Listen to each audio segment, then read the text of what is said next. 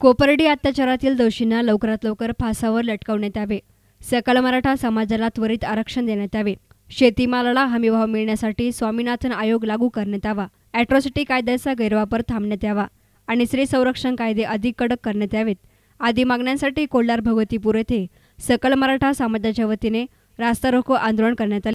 याप्रसंगी सकाळी कोल्हार बेलापूर रस्त्यावरील छत्रपती शिवाजी महाराज चौकामध्ये मराठा समाजाचे कार्यकर्ते एकत्रित जमले होते आणि त्यांनी हातामध्ये भगवे झेंडे घेऊन घोषणा देत नगर मनमाड आणि राज्य मार्गावर रास्ता रोको आंदोलन केले. याप्रसंगी नितीन पानसरी आणि पांडुरंग देवकर यांनी आंदोलनाबाबत भूमिका मांडली. खर्डे अखिल भारतीय मराठा महासंघ राहता तालुका अध्यक्ष.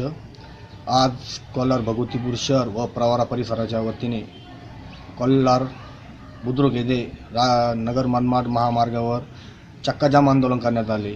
यात कोणी नेतृत्व केलेलं नाही. सकल मराठा समाजाच्या वतीने आंदोलन छेडण्यात आलं.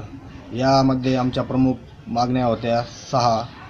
त्यापैकी कोपर्डी घटनेतील आमच्या बहिणीला न्याय मिळाला पाहिजे. त्यानंतर दुसरी मागणी होती मराठा आरक्षण संदर्भात. तिसरी मागणी अॅट्रॉसिटी कायद्यातील गैरवापर रोखला पाहिजे. यासहित अजून 3 मागण्या होत्या. या मागण्यांकडे सरकारने गांभीर्याने बघितलेलं नाही. यासाठी आंदोलन छेडण्यात आलं. यानंतरही जर सरकार गांभीर्य घेत नसेल तर या पुढील आंदोलन हे फार तीव्र असेल याची कल्पना सरकार देखील करू शकत नाही. लोणी पोलीस स्टेशनचे एपीआय रणजित गरांडे यांना मागण्यांचे निवेदन मराठा महासंघाच्या वतीने देण्यात आले. आंदोलन अतिशय शांततेमध्ये पार पडले.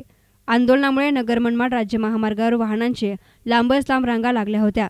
याप्रसंगी सकल मराठा समाजाचे सर्व कार्यकर्ते मोठ्या संख्येनं आंदोलनामध्ये सहभागी झाले होते.